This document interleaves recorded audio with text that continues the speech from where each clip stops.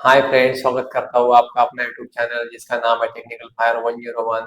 आज के इस वीडियो में हम फायर अलार्म सिस्टम को बिल्कुल बेसिक से लेकर एडवांस लेवल तक समझने वाले हैं। आगे बढ़ने से पहले अगर आप हमारे चैनल पे नए हैं, चैनल को सब्सक्राइब करें और बेल आइकन को दबाना ना भूलें, ताकि मैं जो भी नई वीडियो अपलोड करूँ तो सबसे पहले उसकी नोटिफिकेशन आपको मिले। तो चलिए फ्रेंड्स, आगे बढ़ते हैं। तो आज हम फायर अलार्म सिस्टम्स के जो टॉपिक्स है वो कवर करेंगे।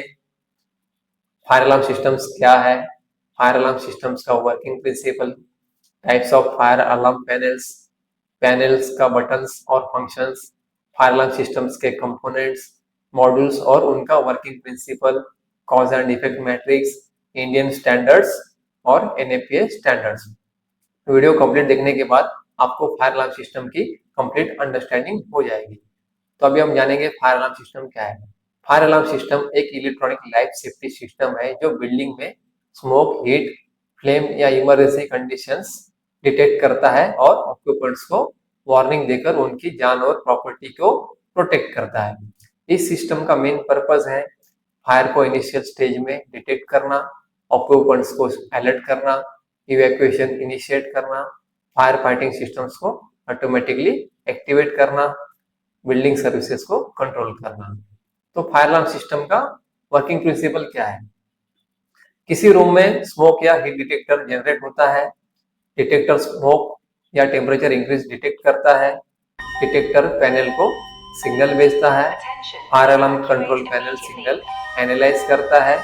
उसके बाद में मोटर्स एक्टिवेट होते हैं, फ्लैशर्स एक्टिवेट होते हैं, डिस्प्ले पर लोकेशन शो होती है और उसके बाद में कॉज एंड इफेक्ट लॉजिक जो है हमारा वो एक्टिवेट हो जाता है। जैसे कि लिफ्ट रिकॉल हो जाती है, सीपीयू शट डाउन हो जाते हैं, फायर डैम्पर्स क्लोज हो जाते हैं, एक्सेस कंट्रोल रिलीज हो जाते हैं, प्रेशराइजेशन फैन स्टार्ट हो जाते हैं। अभी हम जानेंगे types of fire alarm systems के बारे में। तो फर्स्ट वाला जो है कन्वेंशनल फायर अलार्म सिस्टम। इस पैनल में जो है बिल्डिंग्स को जोन में डिवाइड किया जाता है। एग्जाम्पल, जोन 1 में जो है बेसमेंट को डिवाइड करते हैं, zone 2 ground floor, zone 3 first floor. इसके जो एडवांटेजेस है, सिंपल और लो कॉस्ट होता है। डिसएडवांटेजेस इसके है, एग्जैक्ट डिटेक्टर लोकेशन नहीं बताता है। इसमें क्या हो जाता है, अगर ग्राउंड फ्लोर पे कोई डिटेक्टर एक्टिवेट हुआ है तो ये हमें सिर्फ जोन 1 दिखाएगा और डिटेक्टर का प्रॉपर एड्रेस शो नहीं होगा। तो ग्राउंड फ्लोर पे हमें जितने भी डिवाइस लगे हैं वो सारे हमें चेक करने होंगे। उसमें से जो डिवाइस एक्टिवेट होगा तो उसे हमें चेक करके फिर उसे पैनल को रिसेट करना होता है। इसके डिसएडवांटेजेस है, एग्जैक्ट डिटेक्टर लोकेशन नहीं मिलती है। ये सुटेबल है स्मॉल बिल्डिंग्स के लिए, स्कूल्स के लिए और शॉप्स के लिए। सेकेंड जो है एड्रेसेबल फायर अलार्म सिस्टम। इस पैनल में हर डिटेक्टर का यूनिक एड्रेस होता है। उसका example, detector number 35 conference room. Panel exact location display करता है। इसके एडवांटेजेस है, exact detector identification, faster response, less wiring, event history और ये सुटेबल है high rise buildings, hotels, hospitals, IT parks और मॉल्स के लिए। थर्ड वाला जो है इंटेलिजेंट फायर अलार्म सिस्टम। ये एड्रेसेबल सिस्टम का एडवांस वर्जन है। इसके जो फीचर्स है, detector contamination monitoring, sensitivity adjustment, drift compensation, network capability, advance cause and effect programming. ये जो सुटेबल है एयरपोर्ट्स के लिए, डेटा सेंटर्स के लिए, मेट्रो स्टेशन के लिए, इंडस्ट्रियल फैसिलिटीज के लिए। अभी हम जानेंगे फायर अलार्म कंट्रोल पैनल के बारे में। फायर अलार्म कंट्रोल पैनल को फायर अलार्म सिस्टम का ब्रेन या हार्ट भी कहा जाता है। इसके जो मेन फंक्शंस है, मॉनिटरिंग करना, सिग्नल प्रोसेसिंग करना, अलार्म जनरेट करना, डिवाइस को सुपरवाइज करना, इवेंट को लॉगिंग करना और सिस्टम को कंट्रोल करना। तो फायर अलार्म पैनल्स में कुछ बटन्स होते हैं, उसके जरा हम फंक्शंस के बारे में समझेंगे। फर्स्ट जो होता है ग्रीन कलर का एलईडी पावर का जो बटन होता है वो इंडिकेट करता है main supply is available. Second जो है रेड कलर की एलईडी लाइट जलती है, उसपे क्या होता है कि फायर अलार्म पैनल पे अलार्म आया हुआ है, मतलब हमारा जो पैनल है अलार्म कंडीशन में है। थर्ड जो है येलो लाइट जो फॉल्ट का इंडिकेशन देती है। अगर सिस्टम में कोई ट्रबल्स है तो वो इंडिकेट करता है। जैसे कि उसके कुछ एग्जांपल्स है, ओपन सर्किट, शॉर्ट सर्किट या बैटरी फॉल्ट अगर होगा तो येलो लाइट ब्लिंक होगी। तो उसके बाद आता है हमारा एक्नॉलेज बटन। अगर कोई भी पैनल पे अगर अलार्म आता है और उस अलार्म को हमने रीड कर लिया है तो उसके बाद में हम एक्नॉलेज बटन प्रेस कर देते हैं। एक्नॉलेज बटन प्रेस करने के बाद में हम साइलेंस बटन को प्रेस करते हैं। साइलेंस बटन से क्या हो जाता है, पैनल जो बीप कर रहा है वो बीप जो है वो बीप साइलेंस हो जाता है। फ्लोर पे जो हुटर बज रहे हैं वो हुटर साइलेंस हो जाते हैं। पेज सिस्टम भी अगर एक्टिवेट हुआ है तो वो भी साइलेंस हो जाता है। उसके बाद में है रिसेट बटन। अगर कोई अलार्म आया है और हमने या हमारी टीम ने उसे चेक कर लिया है, कोई भी प्रॉब्लम्स नहीं है, तो उसके बाद में हम पैनल को रिसेट करते हैं। मतलब सिस्टम्स को नॉर्मल कंडीशन में रिस्टोर करता है जो ये रिसेट बटन काम करता है। उसके बाद होता है drill button, artificial fire alarm create करता है। उसके बाद होता है evacuate button, enter building evacuation initiate करता है। Lamp test button, all LEDs and indicators check करता है। Enable disable button, temporary detector या इनपुट आउटपुट जो मॉड्यूल्स लगे होते हैं हमारे कंट्रोल मॉड्यूल्स या मॉनिटर मॉड्यूल्स, उसको डिसेबल या इनेबल करने में हमारी हेल्प करता है। मेनू बटन, प्रोग्रामिंग और सेटिंग्स के लिए मेनू बटन का यूज होता है। अभी हम जानेंगे कंपोनेंट्स के बारे में। फायर अलार्म सिस्टम्स में कौन से कंपोनेंट होते हैं। उसमें होता है smoke detector, heat detector, rate of rise detector, multi detector, manual call points, motor, flasher, response indicator और रिपीटर पैनल। तो अभी हम उसे थोड़े डिटेल्स में समझते हैं। स्मोक डिटेक्टर जो है स्मोक डिटेक्ट करता है और स्मोक डिटेक्ट करने के बाद में वो सिग्नल जो है फायर अलार्म को सेंड करता है। ये जो है मोस्ट ऑफ ऑफिसेस, कॉरिडोर्स और होटल्स में इसका यूज होता है। हीट डिटेक्टर जो है फिक्स टेम्परेचर पे काम करता है, जैसे कि 57 डिग्री सेल्सियस और 60 डिग्री सेल्सियस अगर टेम्परेचर उसको सेंस होगा तो अलार्म जनरेट करेगा। इसका जो मेन यूज है किचन, जनरेटर रूम्स और पार्किंग एरियाज में इसका यूज होता है। मल्टी सेंसर वाले डिटेक्टर जो होते हैं ये स्मोक और हीट दोनों में सेंस पे काम करते हैं। इसका जो यूज है डाटा सेंटर्स, हॉस्पिटल्स और हाई रिस्क एरियाज में इसका यूज होता है।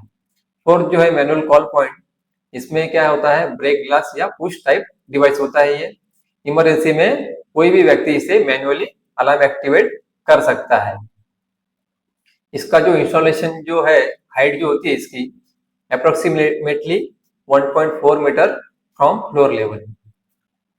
पांचवा जो है हुटर, ये जो है ऑडिबल अलार्म डिवाइस होता है जो हमें 65 डेसिबल से भी ज्यादा साउंड प्रोवाइड करता है, मतलब ये कंटिन्यूसली बजते रहता है। 6 जो है फ्लैशर और स्ट्रोब, ये विजुअल इंडिकेशन प्रोवाइड करती है जहाँ पे मतलब हियरिंग इम्पेयर्ड एरियाज होते हैं, नॉइजी इन्वायरमेंट जहाँ पे होता है वहां पे इसका यूज होता है, या किसी व्यक्ति को सुनाई नहीं देता है तो वो भी इस फ्लैशर या स्ट्रोब से समझ जाता है कि बिल्डिंग में कोई तो अलार्म एक्टिवेट हुआ है। आठवां जो है रिपीटर पैनल, मेन पैनल की डुप्लीकेट इंफॉर्मेशन डिस्प्ले करता है। ये जो है security cabin, fire control room या रिसेप्शन में इसको इंस्टॉल किया जाता है। अभी हम जानेंगे मॉड्यूल्स के बारे में, उनका वर्किंग प्रिंसिपल क्या है। मॉनिटर मॉड्यूल्स तो कन्वेंशनल डिवाइसेस को एड्रेसेबल सिस्टम से कनेक्ट करता है, जैसे कि क्लोज स्विच, टेम्पर स्विच या एमसीबी। इसका वर्किंग प्रिंसिपल है ड्राई कॉन्टैक्ट चेंज डिटेक्ट करता है और पैनल को सिग्नल भेजता है। कंट्रोल मॉड्यूल, इसका जो फंक्शन है एक्सटर्नल इक्विपमेंट कंट्रोल करता है। एग्जांपल जो है एचओ को स्टॉप करना, फैंस को एक्टिवेट करना, लिफ्ट को रिकॉल करना, फायर डैम्पर्स को क्लोज करना। इसका जो वर्किंग प्रिंसिपल है पैनल सिग्नल रिसीव करके रिले ऑपरेट करता है। इनपुट आउटपुट मॉड्यूल, इनपुट और आउटपुट दोनों प्रोवाइड करता है। इसके जो एप्लीकेशन है फायर पंप्स है, जनरेटर्स है, प्रेशर सिस्टम्स। आइसोलेटर मॉड्यूल, इसका जो फंक्शन है शॉर्ट सर्किट होने पर लूप के फॉल्टी सेक्शन को आइसोलेट करता है। इसको हम फॉल्ट आइसोलेटर मॉड्यूल भी कहते हैं। इसके एडवांटेजेस है एंटायर लूप शटडाउन नहीं होने देता।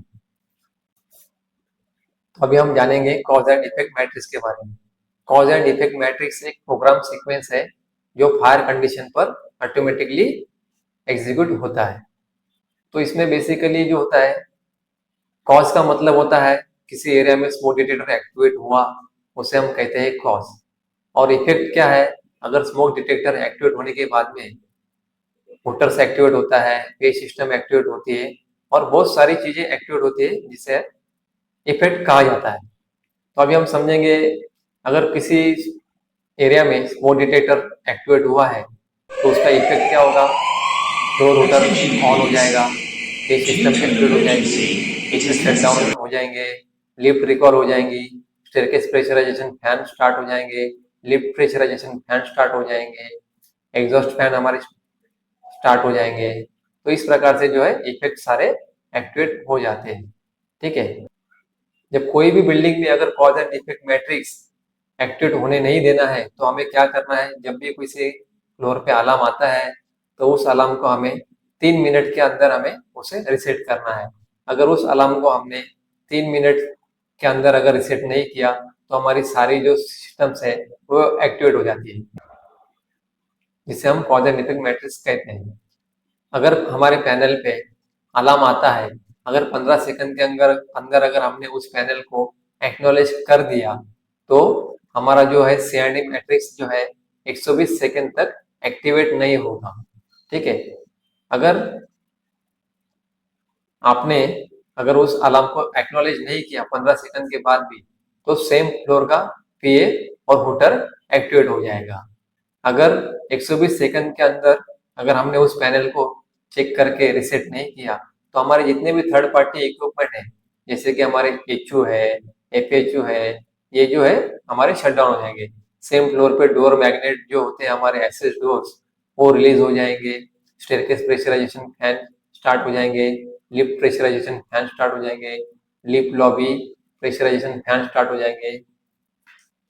और उसके बाद में अगर हमने 180 सेकेंड्स तक पैनल को रिसेट नहीं किया तो हमारा जो है इमीडिएट सीआरडी मैट्रिक्स एक्टिवेट हो जाएगा, एचयू स्टॉप हो जाएंगे, एफएचयू स्टॉप हो जाएंगे, all fire exit doors access release हो जाएंगे, स्टेयरकेस प्रेशराइजेशन फैन ऑन हो जाएंगे, लिफ्ट प्रेशराइजेशन फैन ऑन हो जाएंगे, lift lobby pressurisation fan on हो जाएंगे और ऑल जो हमारी सारी लिफ्ट्स है वो ग्राउंड फ्लोर पे रिकॉल हो जाएंगी।